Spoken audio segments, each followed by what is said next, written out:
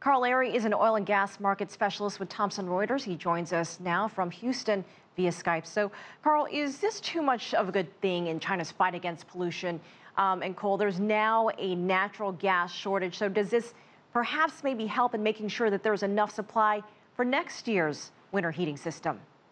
I think the issue is that, it's all about building out infrastructure. The way they built it out, the consistency of that infrastructure and how they can maintain it and build it going forward is really going to be the key here. So, there's a lot of potential going forward, but I think definitely that they're going to have to look for ways to kind of support the system. So China is ordering regions to regulate what they have. There is some rationing in place. Will this ease some of the problems aside from the infrastructure that you mentioned? But really, what more can be done at this point? Well, I think that you're starting to see a lot more liquid natural gas, liquefied natural gas making its way into the market. I think that that might be a step in the right direction if China starts to develop that and we start seeing more getting shipped out of countries like Australia and the United States.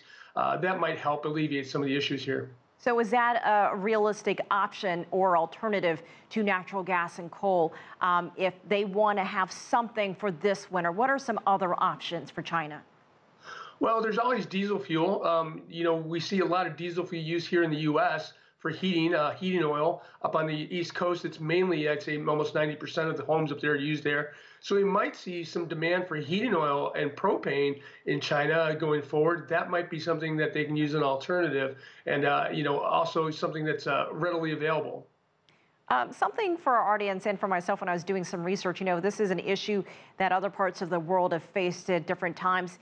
Is it a misconception that natural gas is readily available?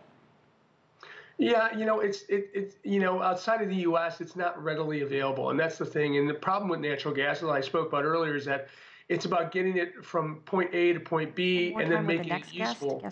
So I think that the issue here is that you're going to have to find a way to get it to the mainland and get it into the mainland. But it is a problem because it's not naturally available unless there's oil and gas drilling in the country. All right, Carl Airy in Houston, thank you for your perspective.